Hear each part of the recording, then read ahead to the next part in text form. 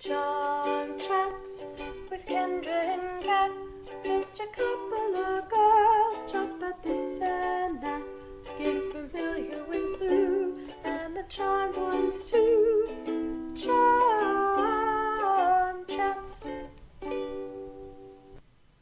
Hello! Hello! And welcome to Charm Chats with Kendra. And Kat! We would like to apologize in advance if you can hear roommates upstairs or people walking, and sub-pump noises or anything else. Sump pump. Sure, but there is no way that I can get rid of it all without building us a little claustrophobic box to sit in. Which we may eventually do. Possibly, but even then I don't Especially think if we'll we get rid enough of it. Patreon contributors. Yeah, absolutely. Then we'll be able to afford to build ourselves a tiny little box. Absolutely. And put that box inside a bigger box. And put that box inside a bigger box. And mail it off to Timbuktu where someone will smash it with a hammer. Or possibly we could put that box into a smaller box and it'd just be a TARDIS. Oh, if only. I know. Be amazing. Anyway, let's start the show. We are at episode 118. When bad warlocks turn good. Which apparently in the Wikia they named it something different. Yeah, it said when bad warlocks go good instead of turn good. Which I think is more accurate to the original phrasing. Yes, it is When indeed. something go bad. Yeah, exactly. So just reversal of... Yeah, but fortune. they wrote it wrong. The Wikia is wrong. Mm-hmm. But the DVD and IMDb are correct, and that's all that really matters. Yes, that is. So, this episode was apparently originally scheduled for April 21st, 1999, but after the Columbine High School tragedy Yeah. that happened on the 20th, the episode was rescheduled for a week later on April 28th As well it pay should have respect been. for Yeah. those who died. I will not be going down a wiki rabbit hole in regards to Columbine because I don't feel like getting sad and angry today. Yeah, unlike normal. Yeah. I'm normally sad and angry. I don't need any more help. But I will be going on a wiki tangent, or well, technically an IMDb tangent, like right off the bat from this episode. So we're not going to do it right this second Yeah. on Columbine. So we start the episode with an exterior shot of a very elaborate church. Yes.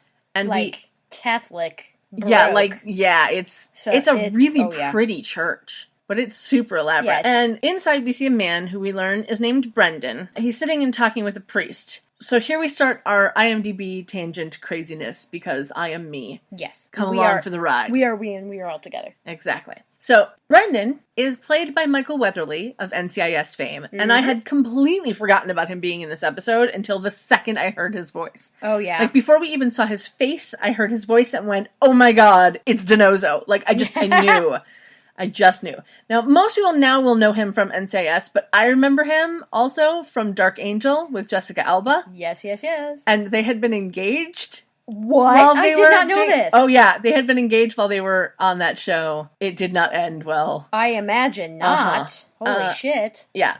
And Dark Angel also had Jensen Ackles in it. He showed up in a single episode of season 1, and they brought him back as a different character in season 2 because they liked him so much, and they had his character from okay. in season 2 as the twin of his character in season 1. Right. Oh, right. I remember hearing about that. Because they liked him so much, yeah. So, while filming the second season, which turned out to be the series finale of Dark Angel, guest star Amy Dumas, who some people will know as Lita from the WWF, WWE wrestling fame, she broke her neck when a stuntwoman didn't hold her properly while she was doing a Lita Kenrana. I'm sorry, a whata? A Lita Kenrana. It's a move that she does in wrestling that normally, if the stunt woman was holding her properly, she would have landed properly and not hurt herself. But instead, the stunt woman did not hold her properly, and she landed on her head and broke her neck.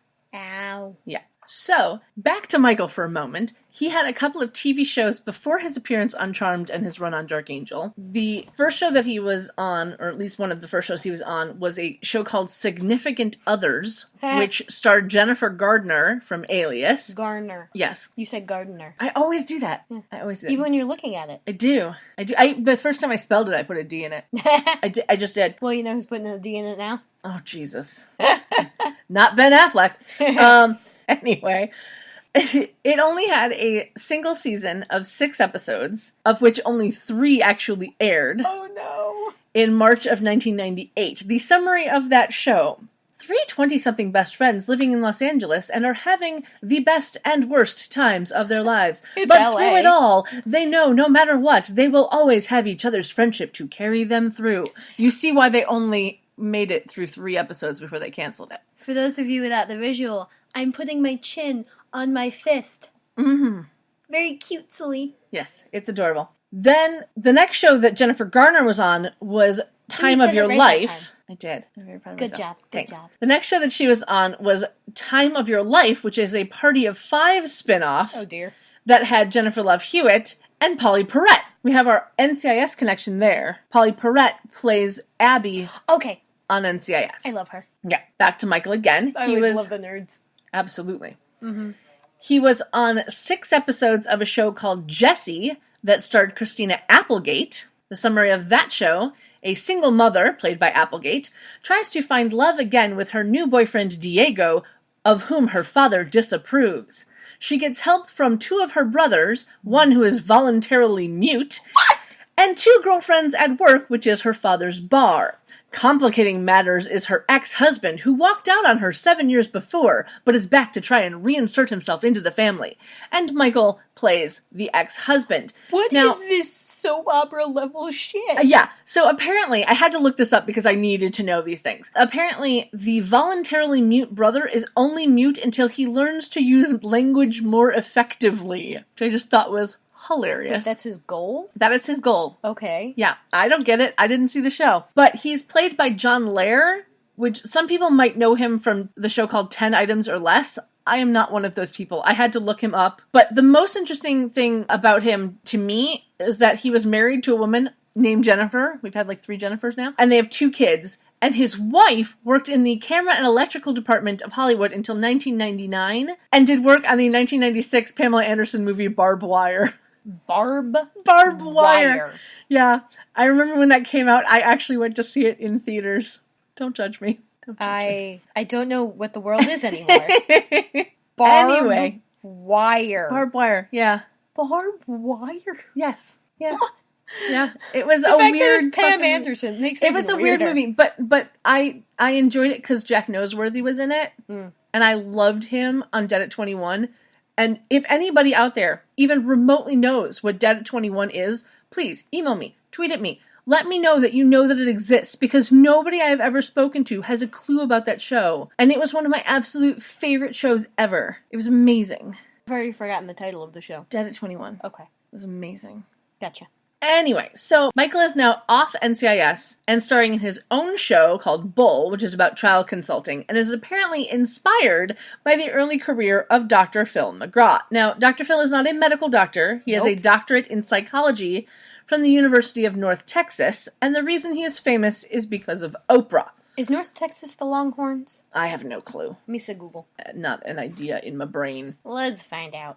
Okay. You find that out. I'll keep going. The reason he's famous is because of Oprah, because her production company made his TV show. So it's all her fault. Scrappy the Eagle is apparently the mascot of the University of North Texas. Alrighty then. So who's Longhorns? I don't know. Oh, apparently Longhorns are University of Texas, not North Texas. Got it. University of Texas in Austin. Got it. So yeah, as I have now tangented enough, and I know that we will get into another tangent again in the very near future, I will not go on a rant about how much I dislike Dr. Phil. I like it when people do impressions of him. That's about all the Dr. Phil I can handle. One of the voice acting things that I do with my dad, it's a weird online thing about robots. One of the characters that my dad plays is a character called Dr. Philbot.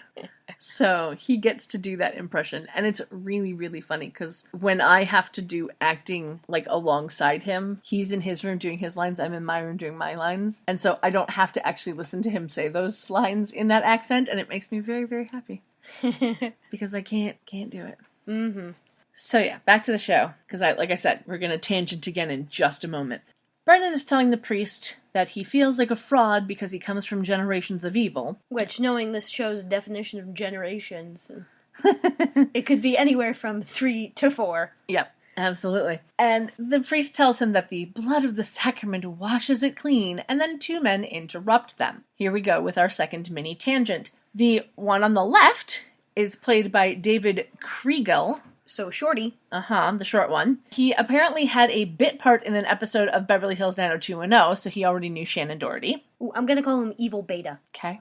I'm just deciding that now. All right. Evil Beta. All right. I will call them by their names once we get them. The one on the right, Evil Alpha. the tall one, is played by Nick Kokotakis.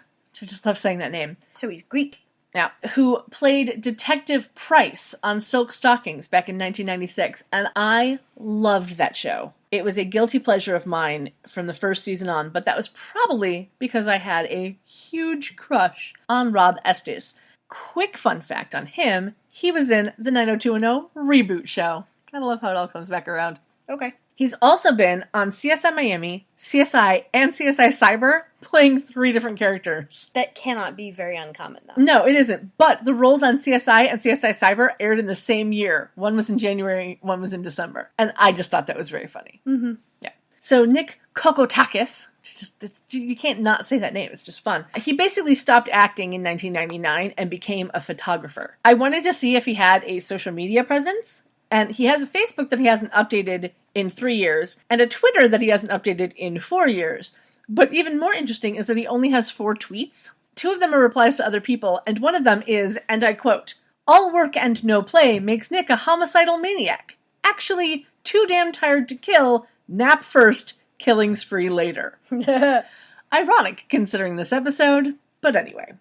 They exchange tense hellos, and we learn that they are family to Brendan. And they'll wait outside to talk to him, which means we cut outside the church, right? We pan down from the church and see a banner reading in all caps, "Food for the needy tonight!" Exclamation point. Exclamation point. Yep, there was 2 of them. Prue, Phoebe, and Piper are all getting stuff out of a Quake van.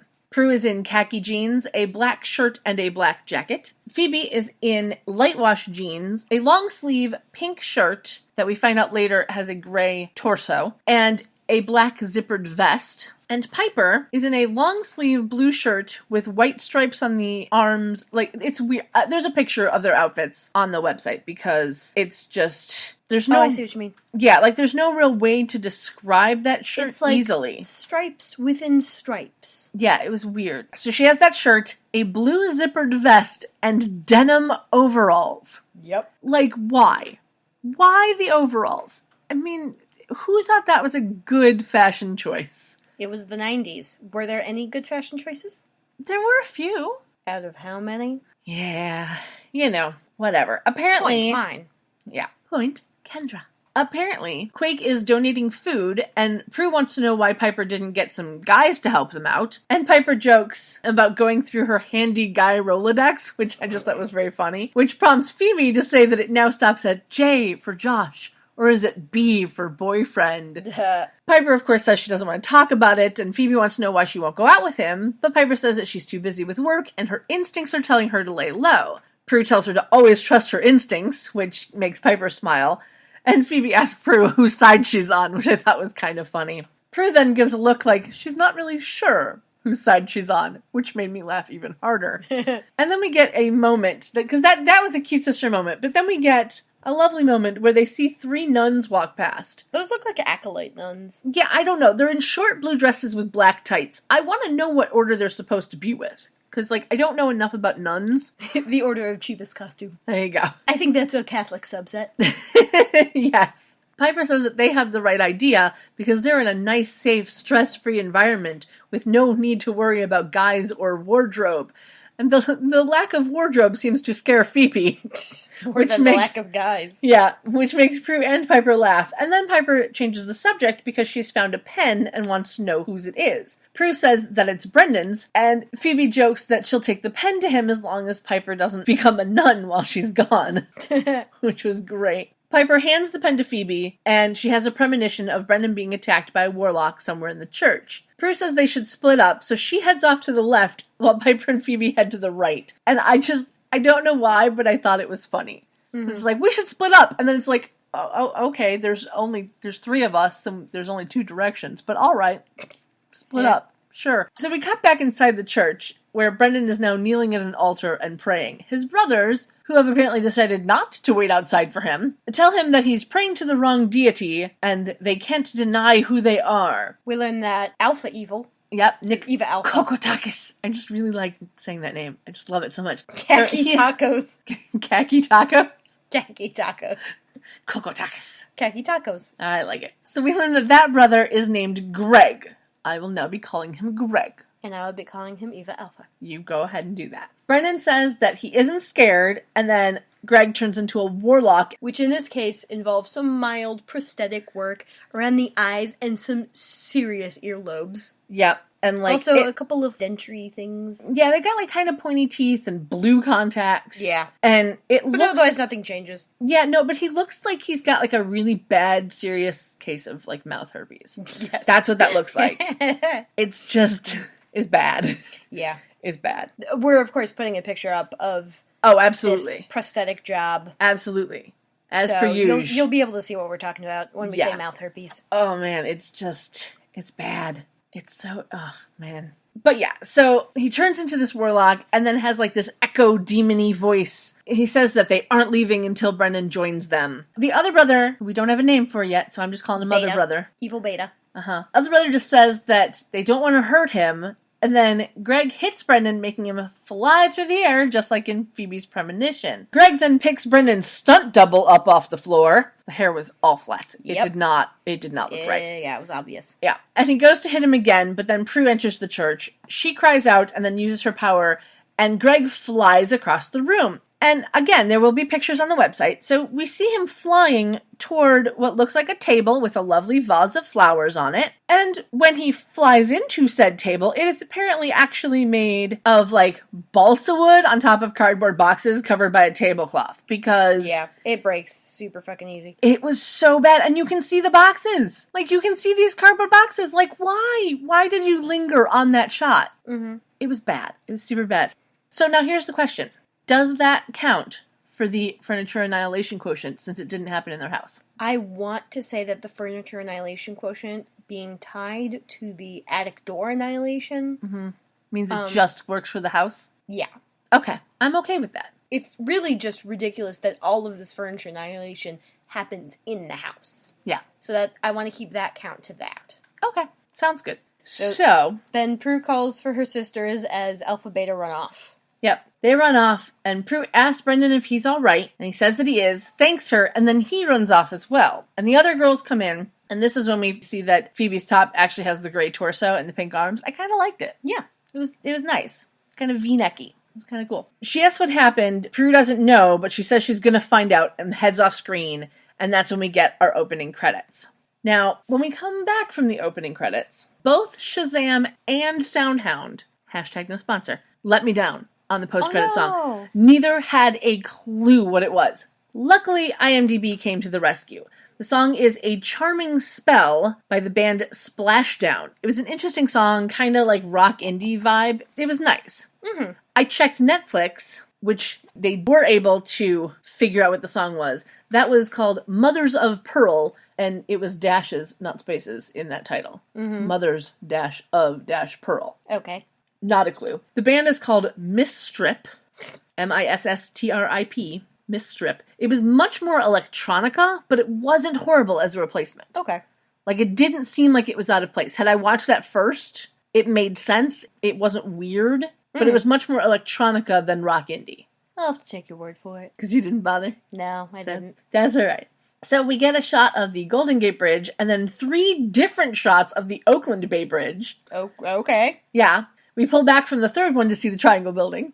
I really wish I'd been taking a tally of the Triangle Building. Yeah. We're not doing that now. Not going to do it now, but... Well, I mean, it doesn't make sense to take tallies of everything in the opening shots, because we're always going to get one of Coit Tower. We're almost always going to get one of the Triangle Building. Yeah. It only makes sense to do the streetcars. Yeah. We just like the streetcars. I just really like the streetcars. Because then we'd be doing bridges. It's just too much. Yeah, way too much. Speaking of streetcars, we then get the Van Ness streetcar coming up the road. That brings our total up to 23. And we get an overhead shot of Coit Tower. As you do. Before ending at a white building with red doors. It looks like an industrial building that's been turned into apartments or something, because we see potted plants in the window above the door. Ah, yes. I see. Inside, we see a very interesting industrial door. Oh, yeah. It was kind of cool looking. In that, weird 80s vibe of industrial. Yeah, like TV show apartment style, kind of avant-garde. Yeah, like, it was like a we're little trying weird. very hard, and you can tell. Again, pictures on the site because you gotta see this shit. Yeah. So, the brother we don't have a name for yet. Evil Beta. Yeah, I'm not calling him that. Just call him Evil Beta. No, I'm not gonna do it. Evil Beta. No. Evil Beta. No. Anyway. Evil Beta is staring at a chameleon I'm not calling him in that. some kind of tank. Well, fuck you. Greg's saying that they shouldn't have left Brendan alone, and the other brother tries to get Greg interested in the lizard. But Evil Alpha is totally sick and tired of that fucking lizard. Yeah. And he's about to, like, bitch slap it. Yeah, it was kind of funny. Like, it's inside a tank, and yet he raised an arm to it, like, oh, okay. Yeah. But the other brother puts up a lovely CGI force field. Was it like red or blue or something? It was kind of bluish. Okay. It's a little bluish, yeah. So he puts up the CGI force field around the chameleon, and then apologizes and asks Greg to just leave the lizard alone, okay? You know. Mm. So It's just a lizard that doesn't do anything. exactly. So I'm not going to go on a wiki tangent, but did you know that there are over 200 species of chameleons? I know their And eyes their work eyes- independently. Yeah, like, it's just fascinating. And apparently but they're only they're some colored- of them can change colors. And apparently that's more related to their mood than their environment. Yeah. The wiki page is a fascinating read, but I'll let their listeners read it for themselves, because I've already tangented more than enough for the first half of the show. Mm-hmm. Yes, you have. Yeah. So the other brother retracts his force field and wonders if they should just let Brendan go because they already have their powers, but Greg says that Evil they Alpha. need his powers to complete their triangle. Is it a love triangle? No, it's No. an evil triangle. It is indeed. So It's a fucking isosceles triangle. yeah, a little bit. So we finally learned that the other brother's name is Paul. Evil Beta. Yeah, so they are now Greg and Paul. Hi, I'm Paul. Is it a production company thing? Did you ever watch Jimmy Neutron? No. Oh, you're missing out. So, after the show ends, they do the production company, like, tags. Mm-hmm. And one of them is a chimpanzee with 3 eyes going, Hi, I'm Paul. Okay. I'll have to show that to you. All It's right. delightful. Sure. And every time someone says their name is Paul, that's what goes through my head. It's just, Hi, I'm Paul. And he, like, waves. I get the same thing with anybody named Simon. What goes through your head? Hello, my name is Simon, and I like to do drawings. What's that from? An SNL skit from, like, the early 90s. So we learn that other brother's name is Paul, as Greg tells us about the prophecy of the Roe Coven.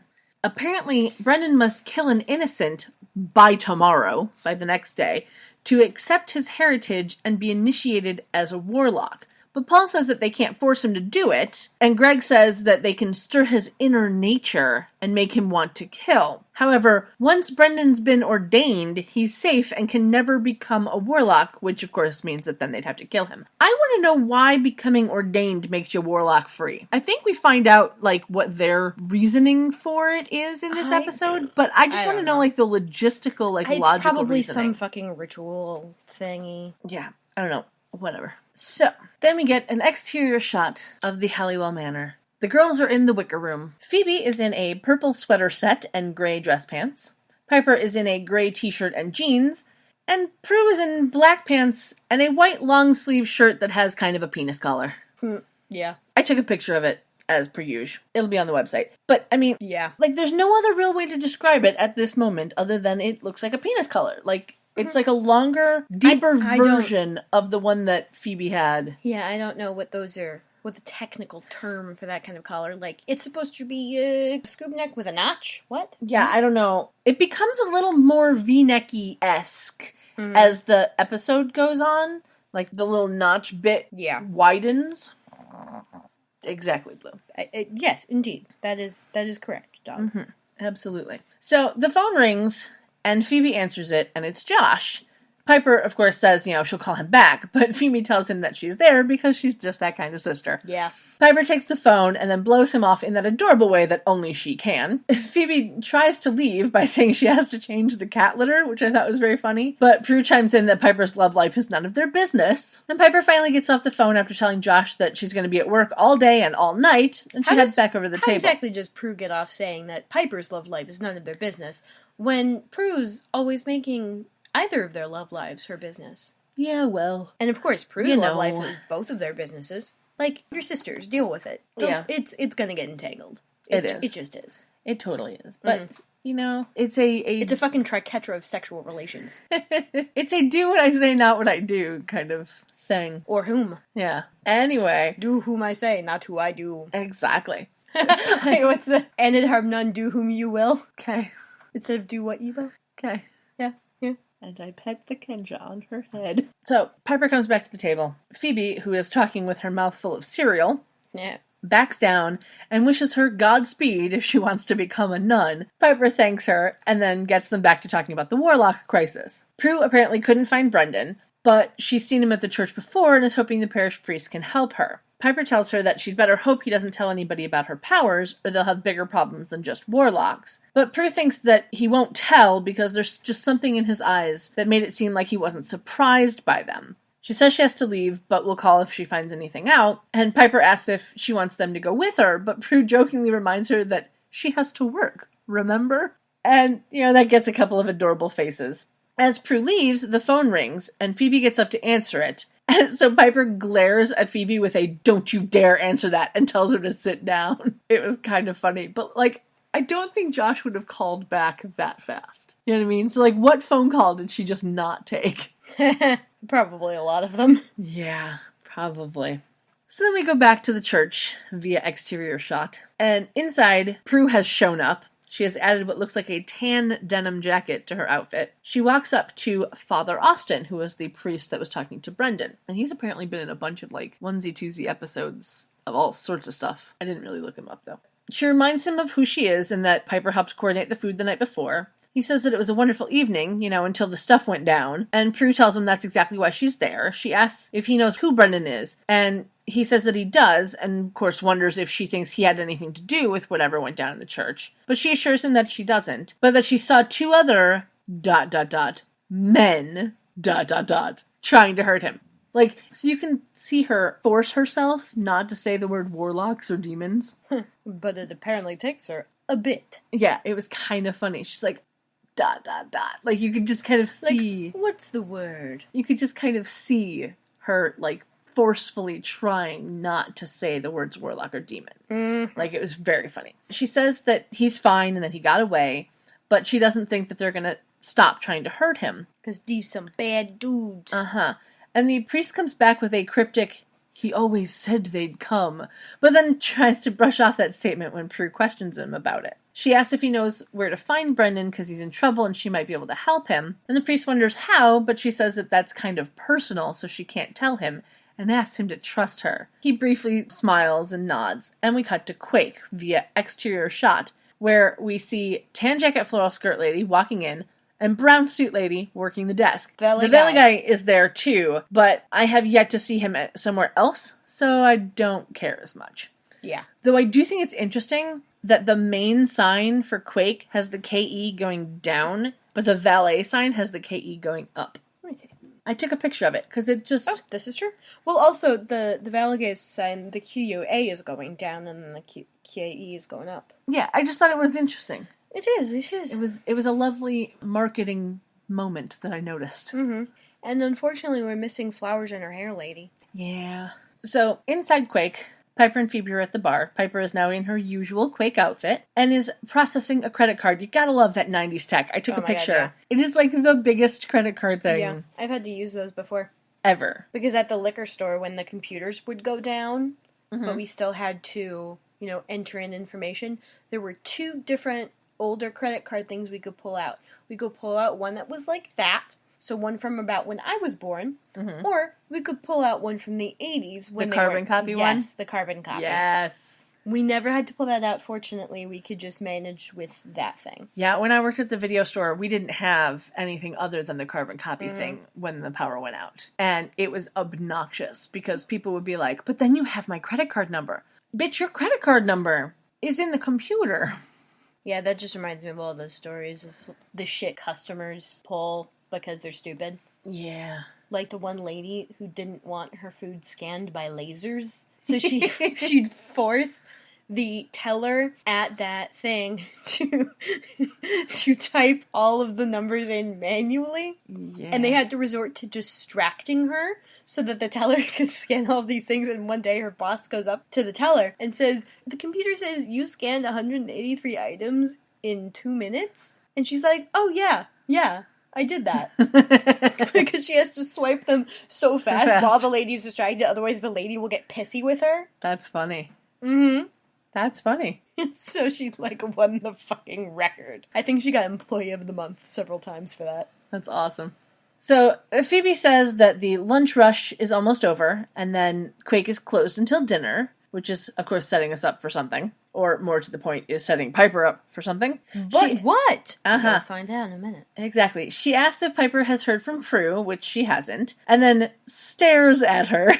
Because she's worried since Piper has been turning down dates with a guy that she likes, extolling the virtues of convent living and working double shifts 3 times a week. Piper, of course, tells her not to be worried, and then Josh comes up behind them. The lady doth protest too much. Yes. Josh comes up behind them, asking for a glass of Clara Jensen 93 if you got it. You know, in case we had forgotten who he was. Or, as we learned by the next line, in case Piper had forgotten who he was. Yeah. And by the way, he's wearing blue plaid. No, not plaid. It's gingham. Like, it's blue gingham. It's a very subtle gingham, too. Yeah. Like, it looks like he took a blue tablecloth and turned it into a shirt, because it is blue gingham. It's, yeah. Indeed. Blue gingham and jeans.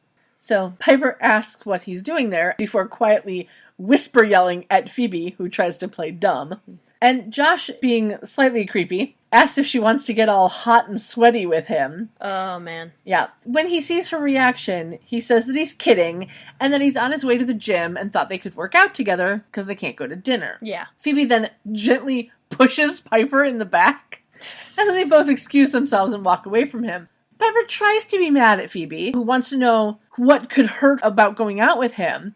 And Piper says that she's at work, so she can't just get up and leave. So Phoebe says that she can babysit the restaurant for her since they're closed until dinner and nothing's going to happen. Which is always a bad thing. Never say that. Yeah, never, like you never. Never say that. Never. You're inviting trouble. Mm-hmm. But then she has a cute line that the worst that could happen is that she's in better shape by the time she checks into the nunnery. Which was just great. Because Piper thinks about it for a moment and then agrees. And we by saying, but only if it'll get you to shut up. Yeah, but those those words are like clipped and close together, like, fine, but only if it'll get you to shut up.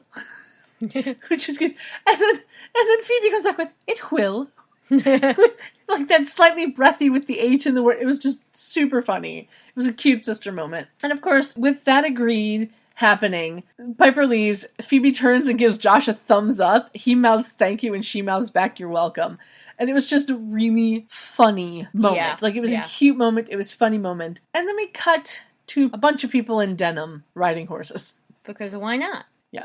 It was funny because, like, you could see almost everyone was in denim. Mm-hmm. It was weird. Brendan is there with a little girl who has not only never ridden a horse before, but has never even seen a horse before, except on television. Because, you know, gotta make that stereotype. Brendan, of course, tells her that she's a natural and promises that if she can keep her grades up, she might be able to come riding again. The little girl then freaks out over a very large spider crawling on her and tells him to kill it. It was a fucking tarantula. Yeah. Where the hell? It was a tiny tarantula. I will not be putting a picture of that on the website. You're welcome. Yeah. But he calms her down by picking it up and telling her, you know, it's precious to God. Yeah, but it's just trying to find its way home. Cue my eye roll. Yep. And Prue walks up behind them, so he tells the little girl to trust him and puts the spider in her hands. She's got her hands like little cups, you know, like you would do at a petting zoo. Yeah. He sees Prue and tells the little girl to set the spider free in the stable, and she leaves. And I was watching with my mother. Wait, set it free in the stable where it will scare the horses? That's exactly what my mother said. She goes, so it can frighten the horses? like the horses are going to stamp on it. Yeah. And possibly injure themselves in the process. Yeah, it was kind of funny. But so Prue... If the cat doesn't get it, they probably have a barn cat. Yeah, they probably have a barn cat. Yeah. Or 5. Or 12. Possibly some dogs. Yeah. Someone's going to kill it. Yep. Set it free in the woods. Maybe. Yeah. So Prue says that he's braver than she is, and I totally agree. Tiny tarantula. He wonders how she found him, and she says that Father Austin told her where he's going to be, and that they need to talk. And of course he says that she doesn't have to worry about him telling her secret, and she's happy to hear that, but wonders why, because most people would have freaked out. And he says that, I'm not most people. Yeah. And she agrees because most people aren't attacked by warlocks. He then says he doesn't want to talk about that and gets on his horse and rides off.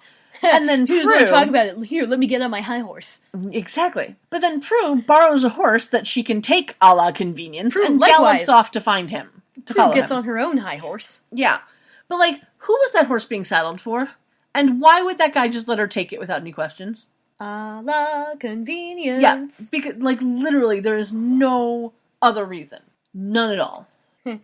None at all. None. Yes. Yes.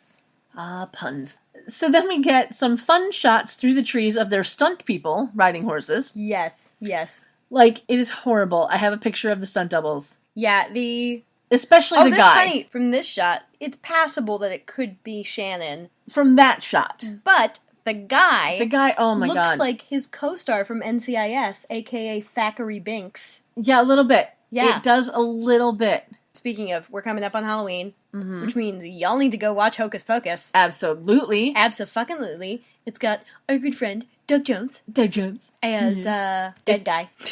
Billy Butcherson. Yes, Billy Butcherson.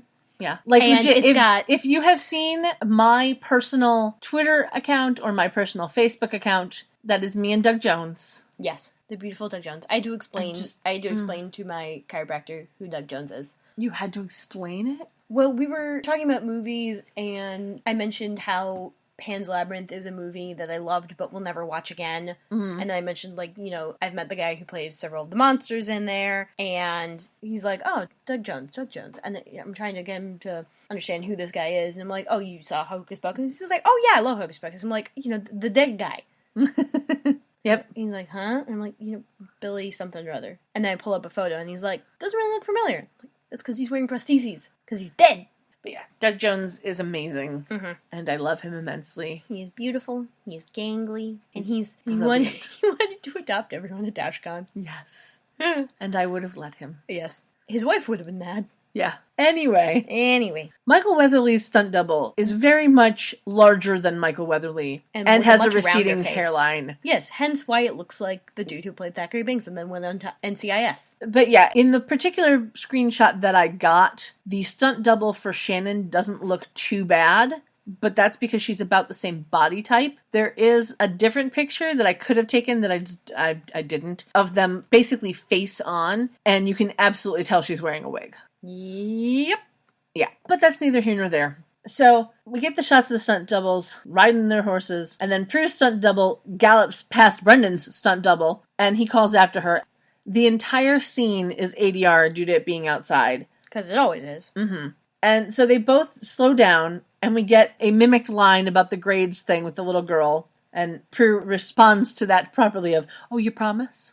Brendan asks who she is, but she says, I asked you first, which is, again, very grade school. Very kindergarten. Yeah. Brendan says that he doesn't know how to answer, and she says... How about with the fucking truth? Yeah. And she says that he's too good to be true because he's a church volunteer, great with kids, loves horses, and spiders. Gee, Prue, are you trying to save him or date him? Probably a little of both. And Brendan, of course, says that he hates black widows, which Prue says is a good thing, and then tells him that he's in serious danger, which he apparently already knows. Prue questions him on that and says that she can help, but he says that she can't, and that it's lucky that they didn't hurt her because she could have been killed. Because, you know, women apparently can't take care of themselves. Prue tries to get more answers out of him, but Brendan tells her that it doesn't matter because after tomorrow when he becomes a priest, he'll be safe from them forever. Forever! And then he rides off, leaving Prue to be confused on a horse. Which, you know, natural state of things. Yeah. Then we cut to Piper, who's halfway up a rock climbing wall. And clearly none too pleased at the prospect. Uh-huh. She is wearing a gray t-shirt, Adidas-style leggings, black with the 3 stripes on the sides, and climbing shoes, and she is angrily talking to herself about killing Phoebe when Josh comes rappelling down the wall and stops where she is. He is now in a blue turtleneck, long-sleeve climbing shirt and black leggings. Because of course. Yep. He asks how she's doing, and she fake laughs and says she's great. I'm great, kind of deal. Yep. He says that she looks great and can't believe she's never been rock climbing before, and asks if she wants company on the way up. She declines, saying she'll meet him at the bottom, and he seems okay with that, and he goes down the wall. And she starts to climb up the wall again, but slips And her- indeed meets Josh at the bottom when he catches her. Yep, when her stunt double falls. Yeah. Yep, I took a picture of that because you can totally tell the face on that one is wrong. Oh, yeah. Piper is adorable and awkward as she's in his arms and has that lovely line of, talk about falling for a guy. Oh, dear. Which she then immediately realizes she Should not have said, yeah.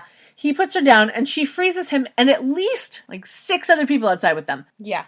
Because they're outside, in public, which is super evident at the end of the scene when we see that this rock climbing wall is next to a parking lot. Yup. But she gets out her phone and calls Phoebe because, she can't believe she said that line. She pulls her phone out of her fanny pack. Yep. And So we cut... 90s. So 90s. And we cut to Phoebe at Quake, who answers They the still phone. sell fanny packs at Walmart. Do they really? They're not half bad looking, but they're clearly fanny packs. Hmm. They're not like JanSport or anything. Interesting. Yeah.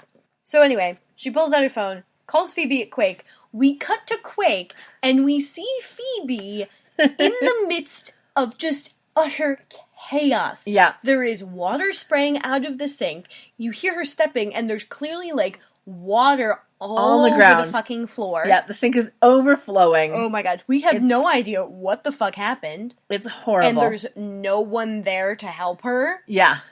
Oh my god. Yeah. How badly can you fuck up in an hour? Yeah, it was bad. Phoebe apparently found all of the ways. Yeah. So So all of them.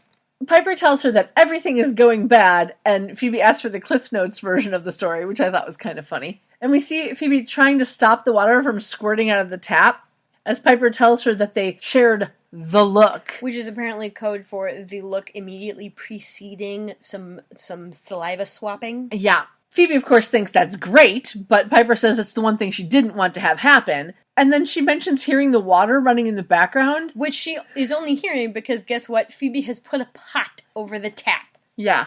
It's bad, because now the water is, echoing into the pot, and Phoebe is getting more soaked by the second as she tries to play off, no, there's no water, no. But if you happen to be a water shutoff valve, where would might you you be, just out of curiosity? And Piper hangs up on her, which I thought was hilarious. Yes, Piper rightly recognizes that Phoebe is not only in over her head, she's in over her waterline. Yep, absolutely. Josh then unfreezes and smartly wonders where the phone came from. It's I like him for this reason. He questions the random shit that happens right in front of his eyes, at least for a second. Because Piper, not acknowledging that there's no way that a phone call could have happened in the split second since he put her on the ground, says that Phoebe just called and there's an emergency at the restaurant and she has to leave. She could have said she texted. They had texting back then. Not on that phone. Not on that phone? Not on that phone. Really? Yeah, no. Really? Not on that phone. Hmm. That was a flip phone with no screen. Ah. Yeah, there was no texting. Would it have had a display on the outside? No, I don't think so. Okay. Mm-mm. If she had a pager, she could have been Phoebe just paged me 911. That I could have possibly taken as a thing, but no, Phoebe just called. Bitch, you literally just got out of his arms. There is no possible way that he should believe you in any way, shape, or form, and yet he lets her get away with it. Yeah. Yeah. She kisses him on the cheek. And of course he doesn't have Leo's delayed processing. Yeah. Or whatever. Yeah. Or continued processing, I guess. Yeah. Because honestly, that must be an issue with, he's still processing, but he's getting no external input, and he's not outputting anything. Exactly. Yes, Blue agrees with me. Yeah. Blue agrees with my metaphysical assessment. Yep. Don't know. But so she kisses him on the cheek and starts to go before turning around to say that she had a really great time and thanks him. He says, "You're welcome." And she leaves, and he stares after her with this slight look of confusion on his face. It was kind of funny. I really love the way she unhooked her carabiner and just threw it away and then kind of swung back at her. Yeah, it was kind of funny. So then we cut to the church via exterior shot, and we hear a very loud roar. Yeah, Kinda. and Like Father a human Austin. roar. No one let a tiger in. Yes, and Father Austin is on the floor, badly hurt, with a warlock leaning over him, and Prue runs through the pews and comes upon this, and the warlock turns, and we see him turn back into Brendan. So clearly, we know what's up with Brendan. Yeah, I didn't take a picture of him in warlock face at this point. I do have one from later, though, when it was a clearer face on him. Mm-hmm. So he says her name, and then runs off just as 2 nuns show up. Prue tells them to call 911, and she runs after Brendan. And we cut outside where Brendan is trying to run away. Prue then trips him by using her powers while running. Which is, I think that's a first for That Prue she used doing it that. while moving? Well, no, like, using her power to actually trip someone as opposed to moving something in their way that trips them. Yeah, maybe. Mm-hmm. Yeah. But I thought it was very funny because he, like, flies through the air nicely. Yeah. And so she slows her pace to a strong walk. And this is where we see that the penis collar has become more V-shaped. Yeah. I have a picture of that. So it's, like, widened out. Yeah, it's broadened with her horizons. Yeah.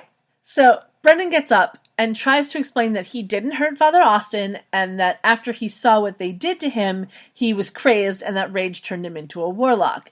And then he begs her to let him call the paramedics so that the priest won't die. And when Prue says that they've already been called, he thanks her and then crosses himself. Which... What? I understand that logic for him. It made perfect character sense. But it was still funny to see. And then Prue wants to know if he thinks that she'll believe that he's a good warlock. But he says that there's no such thing. And as we hear the sirens coming closer, he says that he can make her understand and that he won't hurt her because he needs her help to stop the other warlocks, who are his brothers. It's nice to know that he realizes that he needs help. Fucking Too bad it finally. came at the expense of a priest. Poor guy, but he got a name and a couple of lines, so it was only a matter of time. I don't think he dies, though. No, he doesn't. No. We do find out later that he is stable. Yes. And he will pull through. And but, we cut to commercial break. Yeah. As we come back from the commercial break, we are outside the church, and the paramedics are putting Father Austin into an ambulance. So see, he's not dead. Right. And Andy and Daryl are there, because why wouldn't they be? Because they're the only cops in this goddamn city. Yep. Of 5 million people. Mm-hmm. Andy is wearing a brown suit, olive green shirt, and a very busy patterned tie. That is really fucking busy. Yeah, I What the took a hell? picture. It's, like, super busy. Like a bunch of plus signs. Yeah, it's weird. Meanwhile, Daryl is in... from that picture, it does not look all that gray. Well, yeah, the picture makes it look a little darker than it is. And but more blue. But it was a slate gray suit with a peach-colored shirt and a minimal striped tie in reds and blues. Mm-hmm. It's quite nice. Daryl says that a nun is an eyewitness to Brendan Rowe running from the scene, and we learn that Brendan lives in the rectory behind the church. Which reminds me of a Stephen Lynch song. Okay. Called Altar Boy. Okay. There's a line about a rectory. Okay. It's about what you'd expect. Okay. Mm-hmm. Yeah. Anyway. Andy, as we learn, had Father Austin doing his first communion, so naturally he's taking this extremely well. Mm-hmm. Yeah. And So- I guess that means Andy's Catholic. Yeah, as if there was any doubt. Yeah. Yeah. Or at least he grew up Catholic. Uh-huh. It's not necessarily that he's practicing, but, you know. But it's something about every Catholic being a lapsed Catholic. Yeah. Or 90% of Catholics are lapsed Catholics. Yeah. I didn't exactly get a chance to lapse because I never really was Catholic. Same. Mhm. Same indeed. So, as we see the ambulance drive away, Daryl asks if Andy wants to go to the hospital, but he declines, saying that he, quote, wants to catch the scum that did this to him. Because, you know, drama much. Well, it is the WB. Yeah. And this did do reruns on TNT drama. So true. I forgot about that. Mm-hmm. Yeah. That was mostly where I watched it. Yeah. And then I ended up on the TNT forums for this show. So I honestly had no idea that the WB was the owners of it. Yeah. Up until I started getting to the new episodes, I think. So then we cut to Quake via exterior shot. And there are people sitting at the outside tables, but the desk is pushed back, which is the cue that they're closed. Mm-hmm. Inside the bar, Piper gives the man that fixed the water a check, and they thank each other, and he leaves with his toolbox. And we now see that while Piper is still wearing the gray top, she has changed into jeans and has added a purple hoodie jacket to her look. I didn't take a picture of that. For shame. I know. And Phoebe is toweling off her hair. Yeah. Piper says that Phoebe should have called, and Phoebe acknowledges that. But then she asks if Piper had a good time, and Piper replies, unfortunately. Which Phoebe replies with the great line of, do you confuse yourself when you do that? Which was just brilliant. Piper finally gives in and tells her a bit about what's going on in her mind, that every guy that she likes has either been a warlock, a ghost, or otherwise unavailable like Leo, and she was just trying to save herself some grief with Josh. And Phoebe says, that Josh is available, and human too, she thinks, with a lovely little smile. I don't know if Phoebe's opinion really counts for much of anything when it comes to humanity. Levels of humanity. Yeah. Yeah. But so far, she hasn't caught him cheating on her or fixing their chandelier by hovering in the middle of the room. So chances are good that he's still human. Yeah, chances are good. For now. For now. But Piper says that she doesn't want to be Only for disappointed now. again. And she's tired of falling for the wrong guy, human or supernatural. Oh, darn. Phoebe apologizes and says, had she known that Piper wanted to take a dating hiatus, she wouldn't have pushed so hard. Fucking shit. Yeah, we all know it's a crock of shit, but it's still adorable. Phoebe then asks if Piper is mad at her, but Piper says that she's grateful because she says that Phoebe followed my instincts. That Phoebe followed Piper's instincts, which was kind of funny. It was a cute sister moment. Yeah. Just as Prue cannot help momming the two of them, and Piper cannot help mediating, Phoebe cannot help sticking her nose into everyone's fucking business. Exactly, because that's what the youngest is supposed to do. That's what the baby does. And Piper, of course, says that she doesn't know what she would do without Phoebe in that adorable childlike way of, I don't know what I'd do without you. And then we cut to Prue and Brendan taking a walk on a wooden bridge and talking in ADR. As you do. And Brendan gives us a bit of exposition, and we learn that a warlock naturally comes from two warlock parents, like Greg and Paul do. Is this the same park from the Wendigo episode? I don't know. I honestly don't know. Possibly? Because Wooden Bridge. Possibly. Es posible. Indeed. We learn that Greg and Paul are his half-brothers because he had a wonderfully human mother. Which, I mean, ladies make some bad decisions sometimes, but I don't know that anyone makes quite that bad of a decision. Hey, I'm not one to judge. And, okay, spoiler alert, this is not the only time we get into the half-evil being thing. True. Is gonna come up again. Yeah, absolutely. Because, what's the Native American proverb about, within you lives two wolves, one bad and one good. And which one wins? Whichever one you feed. Yep. So, Brendan's currently trying to starve his bad wolf. Yep. Bad wolf. Yeah. But yeah, he had a wonderfully human mother. Prue says that that's something they have in common because her father was human. Except the whole magical thing doesn't seem to be... the witchy thing doesn't really seem to be affected by that, Not as much, no. The whole having a half... with Warlocks, the scheme apparently seems to be that it's mostly Mendelian genetics. So, dominant recessive. Mm-hmm. Whereas with witches, no, you have it, you have it. Yeah. Yeah. But Brendan, of course, says that the difference is that her father came from good, whereas his father came from pure evil. Which is a weird phrase to say, because wouldn't it be better to compare her mother and his father? He's going based on gender, which is really besides the point. Yeah, but, Well, her father was human, his mother was human. So really, it's the opposite parents that are important here. Yeah, well, why it's are you just talking semantics. About? Why? Yeah, he's just being a butthead. Yeah. But we also learned that he and his brothers are destined to basically become the evil version of the Charmed Ones, called the Roe Coven. Yeah. We are both rolling our eyes. I'm rolling my eyes, I'm doing a little kind of face. Yep. And that Brendan... again, it's a Roe Coven. Yeah. And that Brendan went into hiding because he didn't want to be a part of it. Row your fucking boat away from this bullshit. Yeah. That's funny. But apparently, this is where we get the reasoning that becoming ordained makes your warlock free, is that by becoming a priest and embracing God in that way, it's the only way to lose his power and his warlock nature forever and stop the coven from existing. So apparently becoming a priest makes you lose all your powers. Great. I'm not exactly sure why that works, but... I don't know either. Okay. A la convenience? Yeah, must be. Prue, of course, tells him that he can fight them, and Brendan says that his brothers are too powerful, that they're relentless, and they'll keep hurting the people he cares about until he gives in, and that they'll even hurt Prue, but of course she says she can take care of herself. And Brendan tells her not to worry about him because he knows what he has to do, which is apparently killing his brothers before they trick him into killing somebody else. Yeah, let's take a moment and think about how well that's gonna work out. Yeah. You don't need to be a TV writer to know this is not a good idea. No. But that if, something does happen, that Prue and her sisters will then have to kill him. Kill me now. Which we all know isn't going to happen because... Stuff. Things. Stuff and things, yeah. Lori. Walking Dead. Oh, I don't watch that. I've done this reference before, and you were likewise confused. Yep. Accept it. Yeah.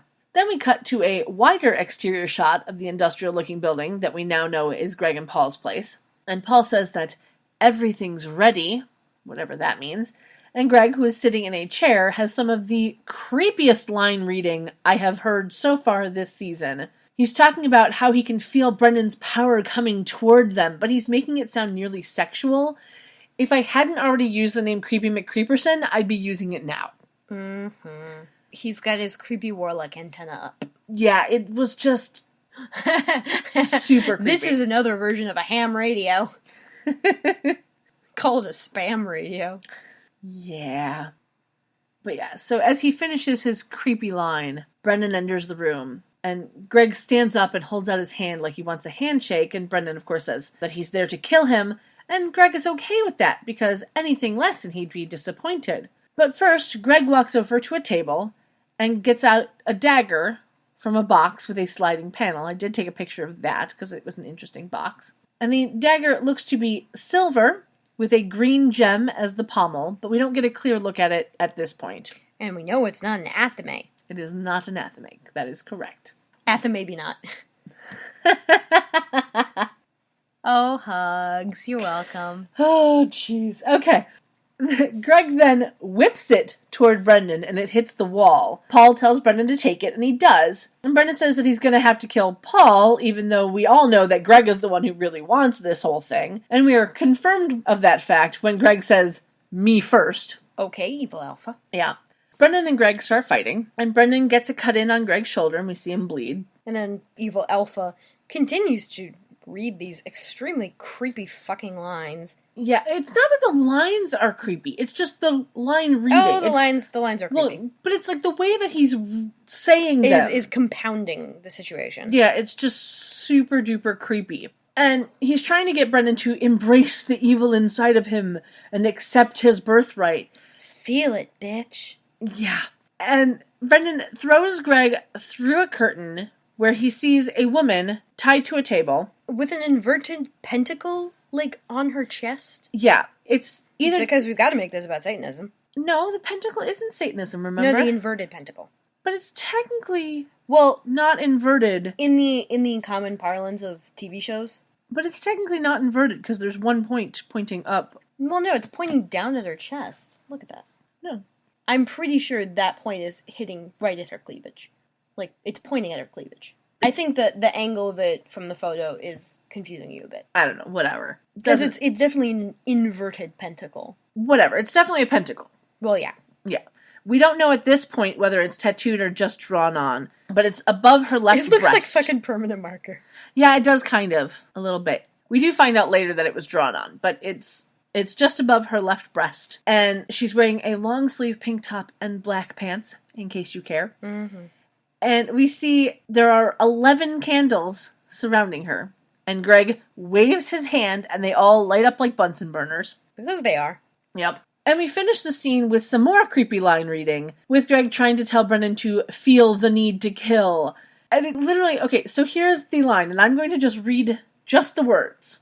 Smell that, Brendan. It's damp, intoxicating, but you need to kill. Oh yes, that's it. Oh dear. That is the line. Now, imagine that being read in the creepiest way possible. Yep. Yeah. It was just all sorts of wrong. But all sorts of right. No. Then we cut back to the exterior shot of the building, and we see that there's a lone SUV in the parking lot. And the girls are in now what is probably the lobby of the building. Phoebe says that they got there as soon as they could, but didn't have time to get the Book of Shadows from the house. And Prue thinks that if they can vanquish his brothers before he turns, that they might be able to save Brendan.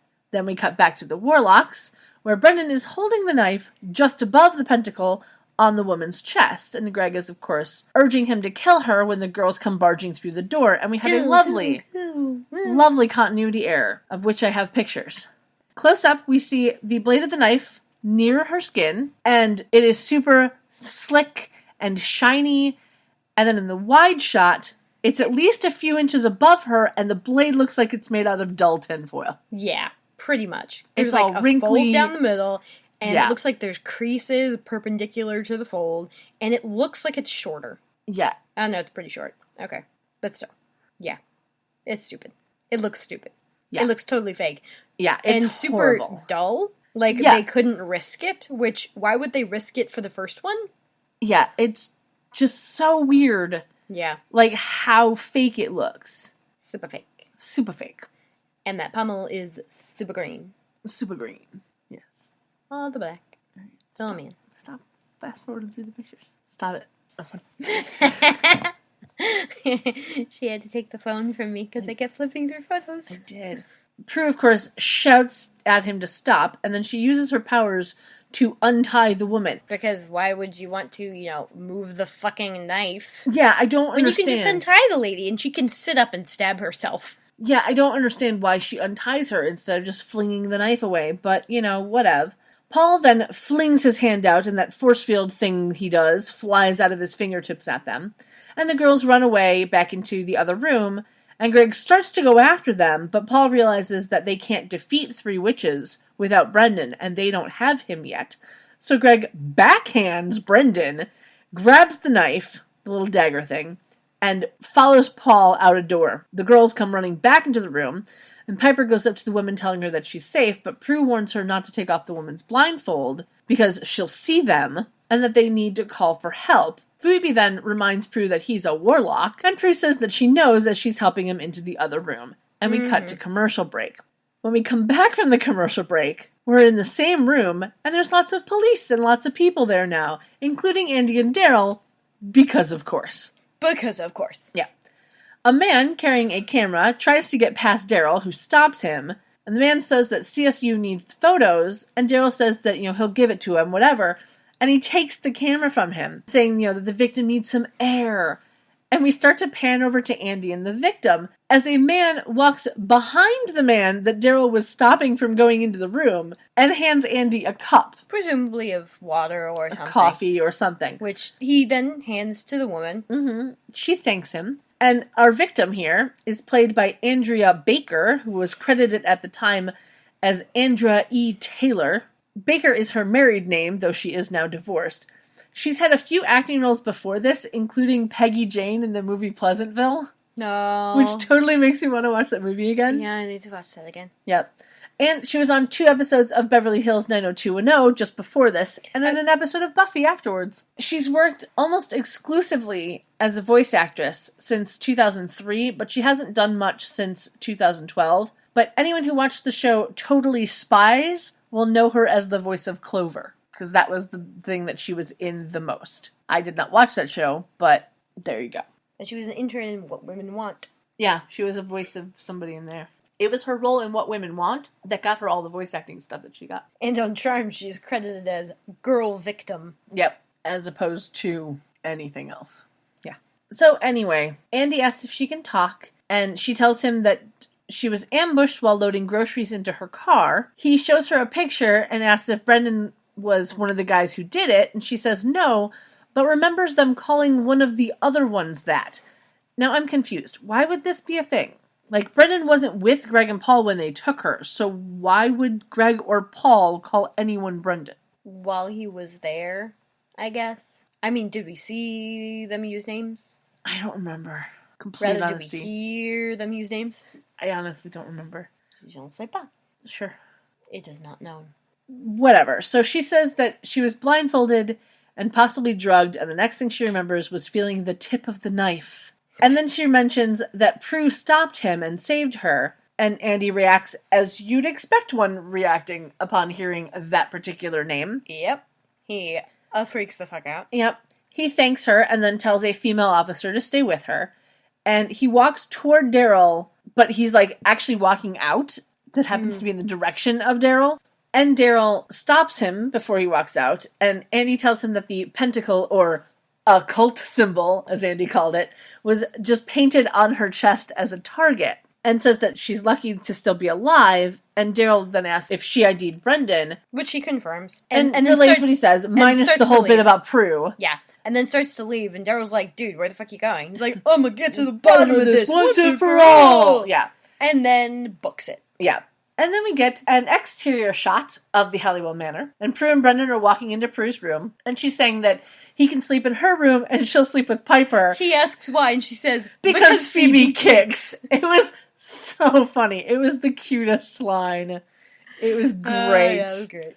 It was just... It was so sister-like. It was just great. And of course, Brendan's baffled at their kindness, which is ironic coming from a guy who volunteers at a church and teaches little kids how to ride horses and not be afraid of spiders. Yeah. It's like, why are you being so kind to me?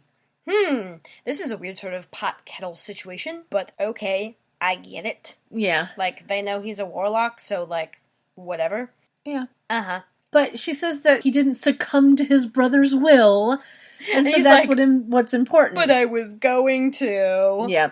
Which is very Potter musical of him. Yeah, the line of, he could feel the evil inside taking over. But even that line reading wasn't as creepy as anything that Greg said.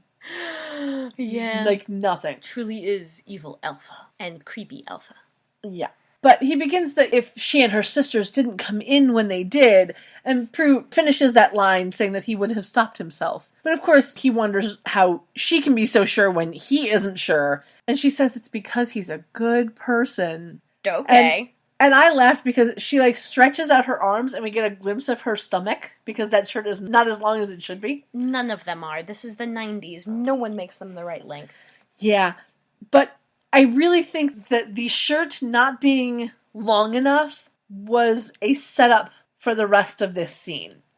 Oh, definitely. Because she reminds him of all the good that she's seen him do and tells him to just keep fighting it until his ordination in the morning. And she says that they're going to make sure that he gets there on time. Gonna get you to the church on time. Yep.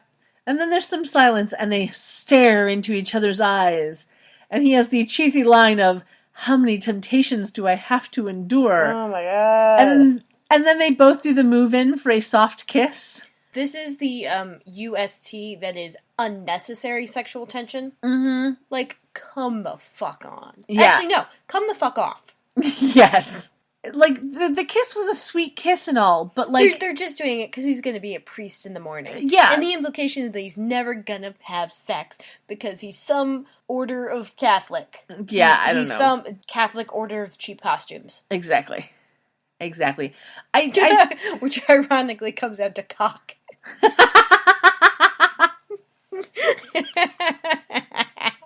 C-O-C-C. Wow. Wow. Anyway. Yep. Jesus. But yeah, the kiss wasn't horrible. But at this point, you know that nothing's going to happen between them because she's got to wind up with Andy. Yep. Because that's where they've been And he's pushing. going to wind up with God. Yeah. As a cock. Yes. And of course, then they finish the kiss, and then Prue breaks the moment. She says that she's got to get going, and they say goodnight, and she leaves. She's got to go clean off that nude matte lipstick. Mm-hmm. And then we cut to the kitchen a while later, and we know that it's a while later because the girls everyone have has changed clothes. Yeah. Piper is now in a red robe with a white shirt with black dots on it that I think we've seen her in before. Uh-huh. And I think she was wearing black pants, but we don't really see them in this scene. Correct. Phoebe is in black pants and a black top with gray trim that has a ribbon detail at the neck. It's kind of odd looking.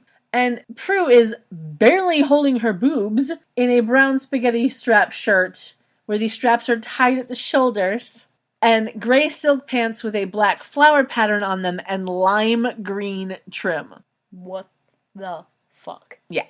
I didn't take a picture of it. Oh, for shame. I know. For shame. I might go back and take a picture, but I didn't take a picture. You need of to it. start taking pictures of every time you describe these outfits. Oh, God. Take pictures of every outfit? Just, okay, you spend so much time describing them, you might as well get a snapshot. Ugh. Just remember, whenever you stop and describe the clothing, just snapshot it. I will try to remember. It's not going to take that much time. I'll try to remember. It's going to take an extra half a second. Just screenshot. It's taking a picture of my phone and then I have to crop it down and then whatever. I will try to remember. Anyway. But yeah, she is literally barely holding her boobs in with this shirt. Because there's no bra. It's just this shirt is that tight. Prue rarely wears a bra. Yeah. Or she's going to get thrown into a swimming pool. Yeah. The girls are debating why Brennan is there and how he was or was not going to kill that girl. And Prue reminds them that Phoebe had a premonition of Brennan being attacked, so that makes him the innocent they're supposed to protect. Phoebe thinks that they may have been directed to him so they could save the real innocent, which was the woman. And Piper wants to know how Prue knows that Brendan won't try to kill them, because that's what warlocks do. And Prue reminds her that he's not just a warlock, that he's human too. Got the best of both worlds. Yeah. You're welcome. She then reminds Piper about her stint as a Wendigo, and Phoebe about her bout with the Woogie Man. Yeah. Which she is calling the Shadow. Yeah. Shadow in the basement. They called Shadow a lot in there. I think they only call it Woogie Man once. Yeah. The Woogie Man. Woogie Man. Yeah. Piper wants to know what happens if Prue is wrong, and Phoebe says that they become the evil charmed ones and it's too late to stop them. So, Which means positive thinking. end of the world? Sure. Sure. Prue tells them that she's following her instincts, which have never been wrong when she's really listened to them. So we have now heard about instincts like 6 times in this episode. Yeah. A bit basic, if you're asking me. Uh-huh. And then she says the lovely cliche of, if you can't believe in him, can you at least believe in me? Bitch, that was never the question. Yeah. Phoebe, of course, relents, but thinks that they need to figure out a way to stop his brothers from ruining the ordination. When the doorbell rings. And Piper's like, dude, it's so fucking early. Who's out there? Guess what? It's Andy. And he ain't happy. He is not a happy bunny. He is not. But I thought it was very funny that Phoebe joked about it being Brennan's brothers. And then Prue's like, they're not exactly the ringing the bell type. No. Which was just kind of funny. So Prue answers the door. Ring my bell. Except no, 70s was last episode. Yes, indeed. So Prue goes to answer the door. It's Andy, who's not happy. He wants to know where Brennan is and is willing to forget that he can place Prue at the scene of the crime if she'll tell him where he is. And then Phoebe and Piper come walking in. And Prue, plays dumb very well. Mm-hmm. And Andy's like, I just want justice for Father Austin. Prue, you ever heard of him? Yeah. She can't exactly answer him very quickly, and that just pisses Andy off further. And he's like, what, you need a little more time to work out your story? Yeah. Phoebe then yells at him, but he's not backing down because his priest was viciously attacked in his own church. And then a young mother was kidnapped and almost sacrificed at an altar. Rawr, rawr, rawr. God damn it. Yeah. Rawr, grr. Grr, arg. Wrong show, but yes. And then he tells them that he can place Brendan at both places, and the female victim heard Prue's name at the last one. To which I'm going, Prue isn't really that uncommon a name. It's pretty uncommon, though. Yeah, I'm he trying. has a reasonable suspicion. Yeah, I guess so. Mm-hmm. Yes. Whatever. He goes on to say that he doesn't care why she was there because he just wants to know who attacked Father Austin. Prue says that she can't help, so Andy, of course, then asks Piper. Because apparently Piper can't lie. Yeah. Piper's like, we're not hiding any criminals here, which is not a lie. True. Yeah. Yeah, it's not a lie. Andy, of course, then relents, but tells them that Father Austin's in intensive care, so if he dies, it's first-degree murder, and if he finds out that they're involved, he won't be able to look the other way this time. And then he leaves. Phoebe, of course, says, I've never seen him like that before. And Piper wonders who can blame him, which we all can kind of blame him, but Yeah. Piper hopes that Prue's right about Brendan, and we cut to the church in what is supposed to be Brendan's room, which is only evident due to the picture of him on the table. Wait, what? Why does he have a picture of himself in his own room? It was a picture of him with, other people. Oh, okay. Did you get a picture of that? You apparently did not. No, I did not. No. I did not. No, you didn't. Nope. Failure. Yeah, shut up. So yeah, Alpha and Beta. Greg and Paul are saying a spell in Latin. I think. Well, I wrote I think because I wasn't completely positive that it was Latin. It's probably some shitty Latin that they didn't run through the Monty Python conjugation generator. Yeah, it was like mock Latin. It was, I don't know. I don't speak Latin, so I don't know if any of it was real. Petrificus totalis. Succus my dickus. Oh, Jesus. Fuck us some bitches.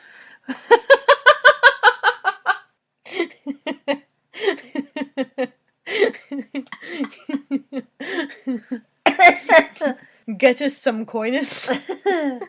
Oh, Jesus. Oh, man. Anyway. Minitus cantorum, minitus ballorum, minitus caborata, descendum pantorum. Okay. A little song, a little dance, a little seltzer down your pants. Sure. Why do you know that in Latin? Because I was a 12-year-old. I was a 12-year-old. I don't know that in Latin. I was a 12-year-old with fully functioning internet. What else am I gonna do? True, I did not have the internet when I was 12. Mm-hmm. Well, not the extent of the internet that we have now. No. I had CompuServe. Well, I never had dial-up, as we have established. Oh, you haven't lived.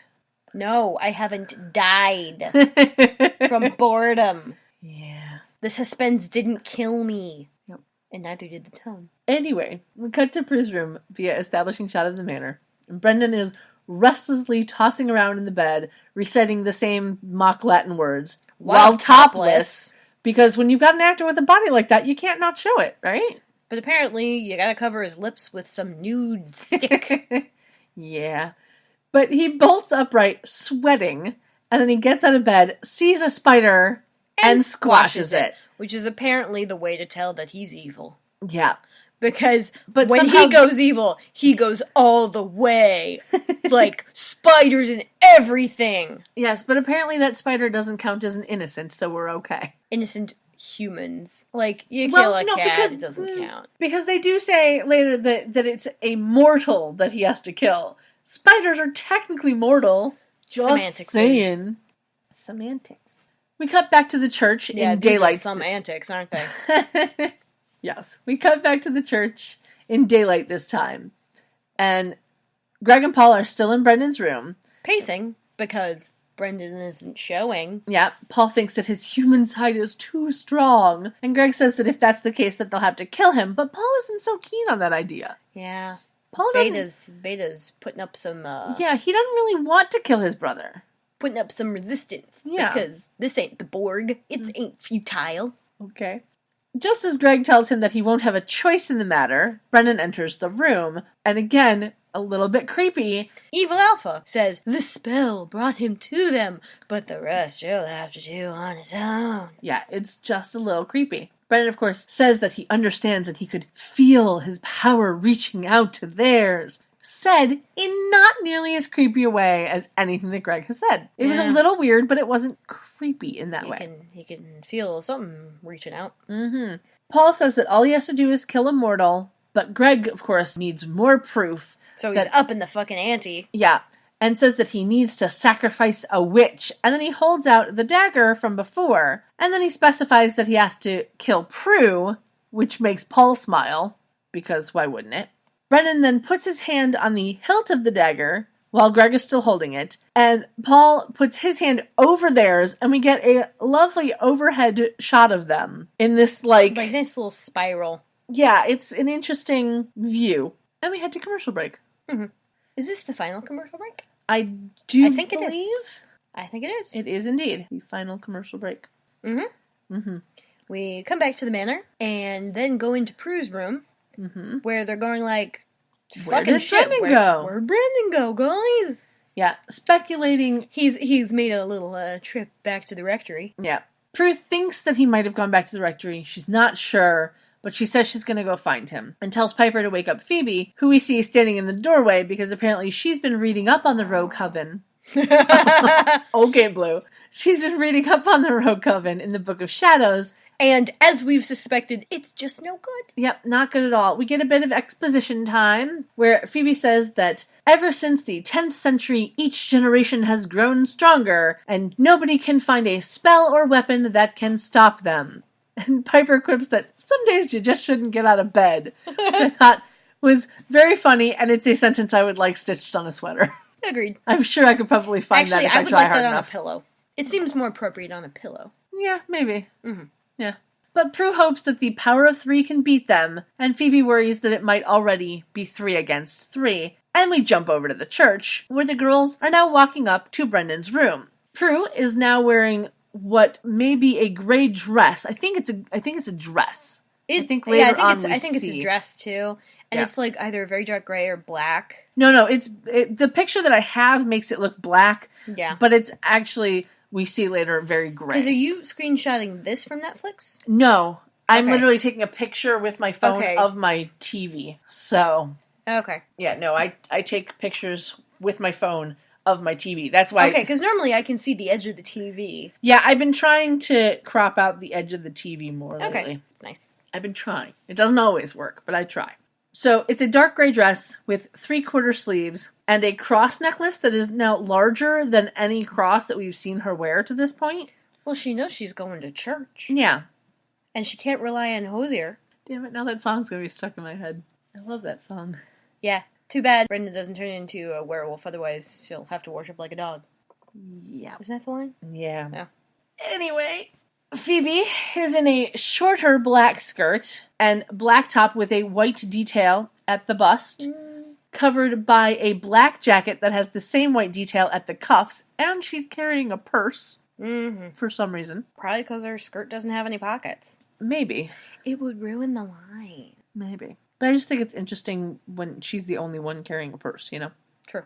And then Piper is in a gray skirt with a black flower pattern that I think we've seen her in before. I don't remember seeing it, but okay. Or at least she's been in something that's similar. Mm-hmm.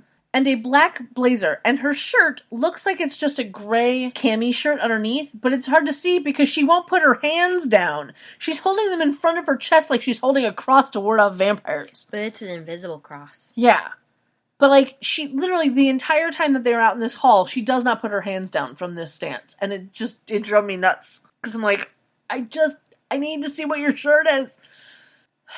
But I digress. Phoebe wants to know if Prue wants them to go with her. And Piper elaborates on that sentiment. But Prue says that she'll be okay and will yell for help if she needs it. And asks for a minute alone before walking into the room. And Brendan, who is standing behind the door, closes it behind her, and we see the dagger sticking out of the door. Prue, of course, then asks if everything's okay, because, you know... He's kind of giving her, like, some bedroom eyes or something. Yeah, a little bit. He says that everything's fine, and he pulls the dagger from the door and asks if she was worried about him. And she says, that she was a little worried since he left without a word. He says that he needed to get a jump on the day, and... she asks, shouldn't you be getting ready? And he says that he is ready. And this is when she realizes that his brothers had gotten to him. Because apparently the dagger sticking out of the fucking door didn't clue her in. Yeah. Brendan goes on about the room a bit, and then says that his brothers put a spell on him to make him see her only as something to kill. Which is a very strange spell to have up your sleeve. Yeah. Prue then uses her powers, and his stunt double goes flying across the room into the wardrobe. In the screenshot we've got put up here, the stunt double's face is some prime expression. Yeah, it was great. And of course, this fucking wardrobe has, like, a cross detail carved out. Well, yeah, because, they're in a church rectory, so I get that. It was made for the church, so... It just seems stupid. Like, people who are actually in church know they're in a fucking church. You don't need to put crosses on everything. Yeah, well, church. They like their branding. Yeah. Yeah. Sometimes literally. Yes. So, we get him flying into this wardrobe. And I have a couple of different pictures of it. But it is nice to see that while the wardrobe looks like it was made out of balsa and broke nicely, that it wasn't filled with boxes, it was actually filled with clothes. Unlike the last two things that someone flew into. Yeah. And we don't see any sort of rigging bringing him back. We just see him flying through the air. Prue tells him to fight it, and Phoebe and Piper come running into the room, and this is where we see that Piper's shirt is gray. She goes to freeze him, but Prue stops her as he turns into a warlock. And this is when I took the picture of his face, because it was just the best. He's got, like, troll teeth, an extra wide nose, multiple earlobes, and herpes mouth. Yep, with those lovely blue contacts. Mm-hmm. Gotta love those blue contacts. Yeah, and some prostheses over his eyebrows, because apparently evil people don't have eyebrows. Yeah. Or eyelashes, it would seem. Yeah. Warlocks, who needs them? Yeah. Right. Well, this show. Yeah. Because they need to kill them. Yeah. That's the only reason they need them. I was saying, who needs eyebrows? You said warlocks, who needs them? Well, yeah, I don't know. Whatever. That phraseology didn't quite work for you. No, it didn't. Anyway, Prue is talking to Brendan, asking him if it's kill or be killed. And Phoebe tries to warn her off, but she continues to remind him of all the good that he's done. And he raises his arm while holding the knife, and she continues to try to reach him. And then she decides to name drop Father Austin, saying he still believes in him. Mm-hmm. And apparently that's works. The straw that breaks the warlock's back, because he turns back into a human. Yep, he drops the dagger, and then asks if he hurt her, which I thought was kind of funny. Like, do you when not remember these things? Apparently you'd not. fucking remember, dude. You definitely would. Apparently not. Who knows? But she assures him that he didn't, and he asks her to forgive him. And then we get a cute sister moment between Phoebe and Piper. Phoebe just says to Piper, I wasn't worried. Were you worried? Piper's like, nah. The cute back and forth between them of just just that little whispered moment of like, I wasn't worried. It was cute.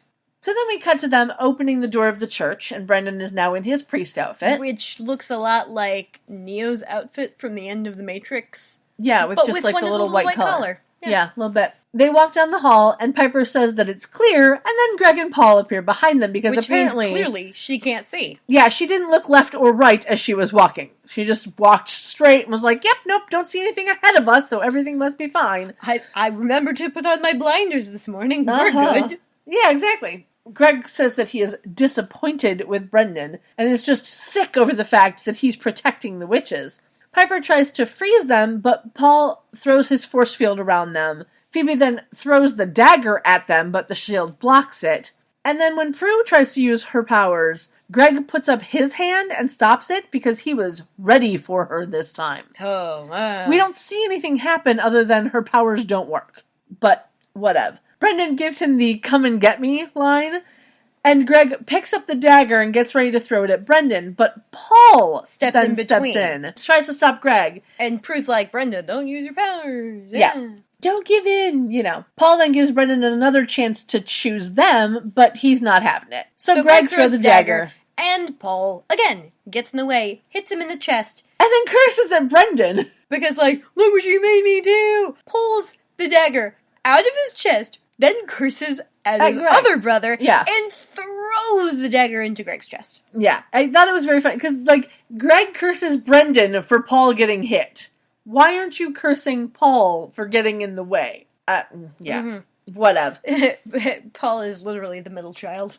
Literally. Always getting in between their squabbles, trying to mediate their stabbings. Yep. And doesn't work out so well for him. Not so much. And after Paul throws a knife and hits Greg in the chest, they both disappear. Well, they both breathe some lovely CG red mist. Yeah. Which is great. Greg, who holds the dagger as he falls to the floor, his chest begins to glow red, where the blade is, and then the green pommel turns red, and then we get some more CGI misty stuff, which turns into white CGI misty stuff, which leads to an explosion of light from the pommel of the dagger, and then Greg fades into non-existence. And then Paul does the red and white misty stuff, but he disappears without the burst of light because the light apparently came from the dagger. Prue says she's sorry, and Brendan says he's not. And then a clock chimes, and Prue's like, it's time. Brendan is aware of the time and realizes that after everything he's given up to get here, a sacrifice never seemed greater than it does right now. Prue then... Oh my god, did you get that from Velveeta? That's fucking cheesy. Yeah. Prue then kisses him and says, tell me about it, which I thought was kind of funny. He smiles and then remembers that he has to leave. Yeah. And then we cut to the main room of the church where Brendan is getting ordained and the girls are watching. Prue is crying, so Phoebe leans over and tells her that if she's gonna lose a guy, it might as well be to the big guy. Yeah, that makes her smile. Kind of reminds me of the funeral in Dead Man Dating. Yeah, a little bit. Yeah, because they're all wearing black. Yeah. And one of them has lost a guy that they never really had. Honestly, Holly and John Cho had more chemistry than Brendan and Prue. Well, Holly and a chair have more chemistry than Prue and just about anybody. I don't know. Except Blue Prue and Andy. Yeah. They did great. I don't know. Pink Prue and Andy were kind of cute. Yeah, they weren't too bad either. But normal Prue. Normal Prue, not so much. It kind of vacillates. Yeah. Between having a little bit and not really having any. Yeah. It's very odd. But then we cut to Quake via a quick shot of the exterior sign. And inside, Prue is sitting at the bar, and she now has on a low-cut black top. Because, fuck you, I'm at a church now. Yeah. And Bobby the bartender asks her what she wants, and she asks for the usual. And then he walks away as Andy walks up to her, and he's in a nice black suit. Which you forgot to take a picture of. If I go back and take a picture, it'll be on the website. Mm-hmm. I haven't been taking pictures of their outfits. except for randomly when their outfits are very interesting, so I haven't thought about it. We'll see. But yeah, he's in a very nice black suit. And she asks if he's still mad at her, and he apologizes for his actions. And she says that he doesn't have to apologize, which never tell a man that they don't have to apologize. Like, if they're going to apologize. Let them. Yeah. Just let them apologize. Because they're conditioned not to anyway, so, hey, if they're doing it, Exactly. on the right track. Exactly. But she reminds him that they've known each other a long time, and she knows how much the priest meant to him. And Andy says that he just came from the hospital, and the doctor says that the priest is going to be okay. So she's glad to hear that. And he continues saying that the priest identified Brendan's brothers as the attackers. And then he asks if she might know where they are, and she says no, but she has a feeling that he's not going to find them anywhere. And then the bartender gives her her drink, her usual, which is dark and non-bubbly. And she thanks him. Andy, of course, wonders why she might know that he won't find them anywhere, which she just replies with a, And he says, never mind, because he thinks he already knows. And that gives her pause, but she doesn't say anything. Like, she doesn't... But what would she fucking say? I don't know, but she doesn't acknowledge it at all. Whatever. Andy says that he has to get back to work, and she says that she's glad he stopped by. And he leaves, and Prue walks over to the table where the other girls are sitting, and we can now see that she is wearing red leather pants. Me and Bakor, we will have our revenge. Him and me will get your leather pants. What? Yu-Gi-Oh! Abridged series. Okay. They did a version of Bad Romance that's leather pants. Okay. It's delightful. Sure. Why not? Phoebe is in an amazing purple top and black pants. Like, it was so dark purple. It was just gorgeous. Gorgeous. Piper is in a green sweater and black pants. And Piper's like, well, you're not being handcuffed is definitely a good sign. Phoebe, of course, jokes that it depends on who's cuffing you. Phoebe would make that joke. She would indeed. Prue wonders how he knew she'd be at Quake, but Bitches, Phoebe says... you're always there. Yeah, and Phoebe says, we're always at Quake after we vanquish Warlocks. They're either at Quake or they're at home. Yeah. After they vanquish Warlocks. Piper then sees Josh, and Phoebe apologizes for pushing her onto him, and that she'll get rid of him, but Piper's like, I called him, which is met with looks of adorableness. Like, the other two are just super impressed at Piper for calling him. And Piper says that she's decided to work through her fears and trust her instincts, which Prue says is always a good thing to do. Phoebe then chimes in with, especially when they're that cute. No. Yeah. Josh comes over, saying that he was surprised she called because he thought she was mad at him. But Piper says that she wasn't mad, she just had to go to church. Yeah. Which is kind of funny. She then points across the room and says, table for two, and he does this, me motion? C'est moi? Yeah. She laughs and goes, yes, you, and they head over to their table. And then the other girls watch as Josh pulls out her chair, which makes Phoebe think that what she did wasn't so bad. Prue agrees that helping her get over the wrong guy is never wrong, and then asks Phoebe to help her do the same. And Phoebe says that losing such a catch like Brendan to the priesthood isn't fair, and, quote, God's got all the studs, unquote. Oh, dear. That line, man. That line was just crazy. But Prue's happy that he's not a warlock anymore, and Phoebe's happy that Piper's not a nun, which they both find hilarious, and they clink their drinks together, and it, gives us a still frame before we go to the end credits. It was... Oh, it's very cheersy. Yeah, it was kind of, sitcom-y, that, Yeah. as they clinked it, and just pause, it was funny. I don't know. But that's it. That's that episode over. So now we're on to our ratings. Okay. I think you need to go first this week. All right. I'm giving it an 8.5 out of 10 blue-eyed warlock contacts. Because Michael Weatherly being in this episode gives an extra 0.5 for me. This is my first 0.5. Mm-hmm. I'm very proud of it. You might hate me for this, but I'm gonna give it a 5 out of 10 incongruous tarantulas. Because, as I mentioned before, incongruous, Grous, tarantulas. Because, since I didn't rewatch it to take notes, I thought this was a completely different episode up until we started. I'd already forgotten, after watching it in another episode, that this episode existed. It is so perfectly meh for me. I think it's not necessarily bad, but I don't like it, and I never remember it exists. I don't know. I think for me, that just knowing that I like the actor makes me like the episode more, even if the story of the episode isn't necessarily the best of the best. You know? I don't know. Our rating styles have always been very different. All right. Up to our outfits of the day? Yeah. All right. I don't remember any of them because I forgot this episode existed. Well, I just literally told you all of them.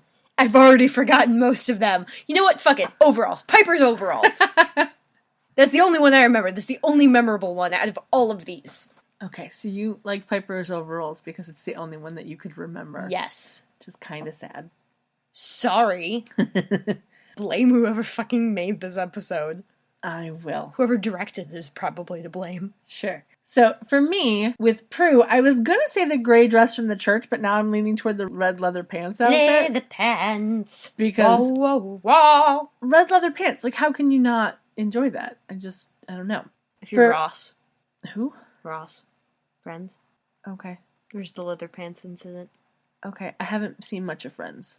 Basically, I've seen like the first season, and that's he's trying to impress what I assume is a younger woman, and wears these extremely tight leather pants, and then has to use the bathroom, takes them off, can't get them back on, tries lotioning up his legs, doesn't work, tries baby powder, it makes a paste with the lotion. Yeah, that will happen. And then he's fucked. Mm-hmm. Which I find entirely funny, because I have no sympathy for Ross.